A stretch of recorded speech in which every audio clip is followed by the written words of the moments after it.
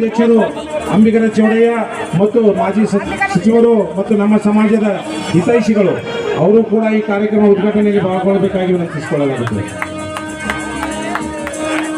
ಸನ್ಮಾನ್ಯ ಶ್ರೀ ಅವ್ವಣ್ಣ ಮ್ಯಾಕೇರಿ ಅವರು ಕೂಡ ಹೋಲಿಗೆಪ್ಪ ಕನಗಿರಿ, ಬಸವರಾಜ ಧರವಾಡ್, ಶಾಂತಪ್ಪ ಗುಡಿ ಅವರು ಬರಬೇಕಾಗಿ ವಿನಂತಿ. ಸನ್ಮಾನ್ಯ ಶ್ರೀ ಸಿದ್ದರಾಮಪ್ಪ ಸಣ್ಣರವರು ವೇದಿಕೆ ಮೇಲೆ ಬರಬೇಕಂತ ವಿನಂತಿ.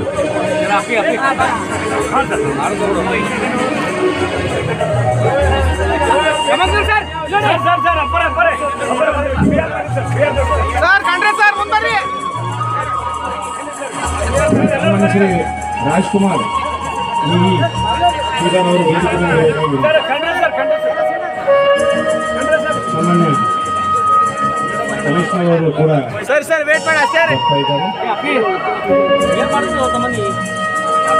ಸಿದ್ದು ಬಾನಾಳ್ ವೇದಿಕೆ ಮೇಲೆ ಬರಬೇಕಾಗಿ ವಿನಂತಿ. ರಾಮರಾಜ್ ಜೋಳಿ ಅವರು ವೇದಿಕೆ ಮೇಲೆ ಬರಬೇಕಾಗಿ ವಿನಂತಿ. ತಪಸ್ವಿ ಮಹಾ ಮಾತೆ ಮಾಣಿಕೇಶ್ವರಿ ತಾಯಿಗೆ ನನ್ನ ಭಕ್ತಿಪೂರ್ವಕ ನಮನಗಳನ್ನು ಸಲ್ಲಿಸುತ್ತಾ ಇವತ್ತಿನ ಈ ಒಂದು ಪವಿತ್ರವಾದಂತಹ ಕಾರ್ಯಕ್ರಮ, ಈ ಕಾರ್ಯಕ್ರಮದ ದಿವ್ಯ ಸಾನ್ನಿಧ್ಯ ವಹಿಸಿರುವಂತಹ ಪರಪೂಜ್ಯ ಸುಲ್ಫುಲ್ ಶ್ರೀಗಳಿಗೂ, ಪೂಜ್ಯ ಶಿವಯ್ಯ ಸ್ವಾಮಿಯವರಿಗೂ, ಇತರ ಎಲ್ಲ ಹರಿಗುರು ಚರಮೂರ್ತಿಗಳಿಗೂ ನನ್ನ ಭಕ್ತಿಪೂರ್ವಕ ಪ್ರಣಾಮಗಳನ್ನು ಸಲ್ಲಿಸಿ, ಈ ಕಾರ್ಯಕ್ರಮದ ಆಯೋಜಕರು, ಆತ್ಮೀಯರು, ವಿಧಾನ ಪರಿಷತ್ತಿನ ಸದಸ್ಯರು, ಹೋರಾಟಗಾರರು, ಈ ಕೋಳಿ ಕಬ್ಬುಲಿಗ ಸಮಾಜದ ಪ್ರಭಾವಿ ಮುಖಂಡರು ಆದಂತ ಮಾನ್ಯ ತಿಪ್ಪಣಪ್ಪ ಕಮಕನೂರವರೇ, ನಮ್ಮ ಸಚಿವ ಸಂಪುಟದ ಸಹೋದ್ಯೋಗಿಗಳು, ನನ್ನ ಆತ್ಮೀಯ ಮಿತ್ರರು ಆದಂತ ಮಾನ್ಯ ಶ್ರೀ ಡಾಕ್ಟರ್ ಶರಣಪ್ರಕಾಶ್ ಪಾಟೀಲ್ರೇ, ಇನ್ನೋರ್ವ ನನ್ನ ಅತ್ಯಂತ ಆತ್ಮೀಯ ಮಿತ್ರರು ಸಚಿವರು ಆದಂತ ಮಾನ್ಯ ಶರಣಬಸಪ್ಪ ದರ್ಶನಾಪುರ ಅವರೇ, ಶಾಸಕ ಮಿತ್ರಗಳಾದಂಥ ಶ್ರೀ ಬಿ ಆರ್ ಪಾಟೀಲ್ರವರು, ಶ್ರೀ ಅಲ್ಲಂಪ್ರಭು ಪಾಟೀಲ್ರವರು, ವಿಧಾನ ಪರಿಷತ್ತಿನ ಸದಸ್ಯರಾದಂಥ ಶ್ರೀ ಬಿ ಜಿ ಪಾಟೀಲ್ ಅವರು, ಶ್ರೀ ಬಾಬುರಾವ್ ಚಿಂಚನ್ಸೂರ್ ಅವರು, ಇಲ್ಲಿ ಶ್ರೀಮತಿ ಕನೀಶ್ ಫತಿಮಾರವರು, ಶ್ರೀ ಮಜರ್ ಅಲಿ ಖಾನ್ ರವರು, ಶರಣು ಮೋದಿ ಅವರು, ನೀಲ್ಕಂಠ್ ಮುಲ್ಗೆ ಅವರು, ಶಶಿಲ್ ನಮೋಶಿಜಿಯವರು ಈಗಾಗಲೇ ನಿರ್ಗಮಿಸಿದ್ದಾರೆ.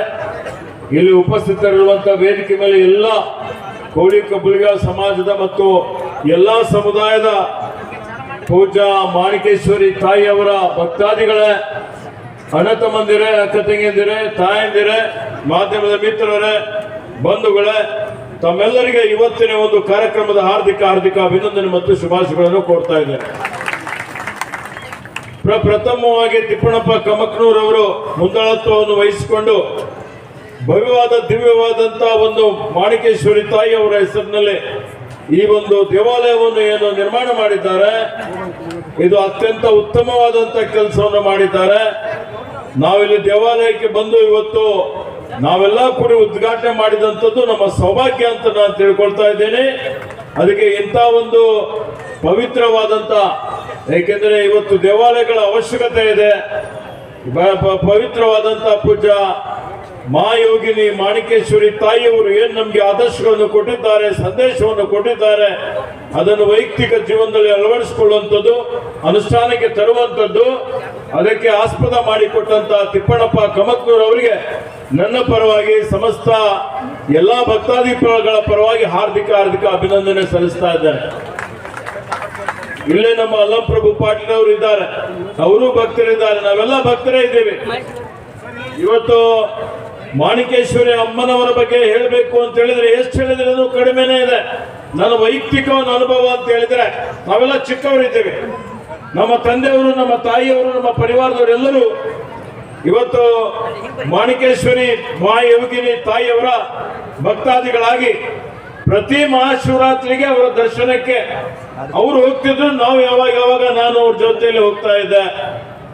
ಇವತ್ತು ಅಂತ ಸಂದರ್ಭದಲ್ಲಿ ನೆನಪಿದೆ, ಸನ್ಮಾನ್ಯ ಶ್ರೀ ಆರ್ ಗುಂಡೂರಾವ್ ಅವರು ಮುಖ್ಯಮಂತ್ರಿ ಆಗಿದ್ರು.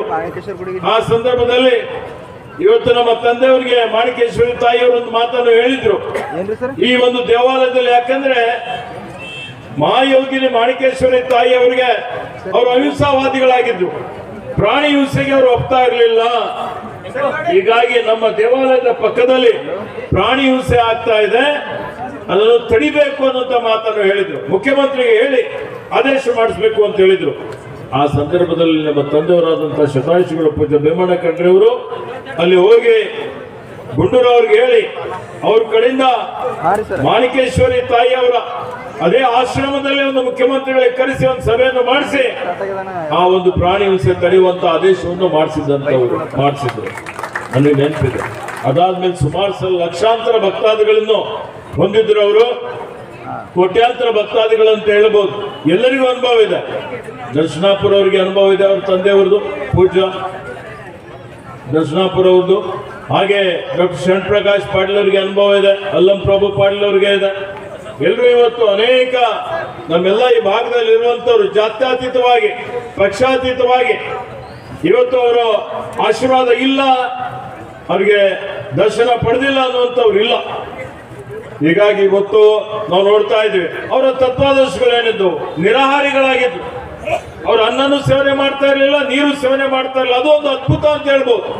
ಈ ಜಗತ್ತಿನಲ್ಲಿ ನಾವು ಕೇಳಿಲ್ಲ ಕಂಡಿಲ್ಲ ಅಂತ ಒಂದು ಅದ್ಭುತವಾದಂತಹ ಶಕ್ತಿ ಇರುವಂತದ್ದು ನಮ್ಮ ಪ್ರದೇಶ ಕಲ್ಯಾಣ ಕರ್ನಾಟಕ. ಇದು ಎಲ್ಲಾ ಸಾಧುಗಳ, ಸಂತರ, ಸೂಫಿಗಳ, ಮಹಾಪುರುಷರ ಪುಣ್ಯಭೂಮಿಯಾಗಿದೆ. ಬಸವಾದಿ ಶರಣರಾಗಿ ಹೋಗಿದ್ದಾರೆ, ಶತಾಯುಷಿಗಳಾಗಿ ಹೋಗಿದ್ದಾರೆ. ನಡೆದಾಡುವ ದೇವರು ಅಂತ ಹೇಳ್ತೀವಿ ನಾವು. ಅದೇ ರೀತಿಯಲ್ಲಿ ನಡೆದಾಡುವ ದೇವತೆ ಯಾರಾದ್ರೂ ಇದ್ರೆ ಅದು ಮಹಾಯೋಗಿನಿ ಮಾಣಿಕೇಶ್ವರ ತಾಯಿ ಅಂತ ಹೇಳಬಹುದು.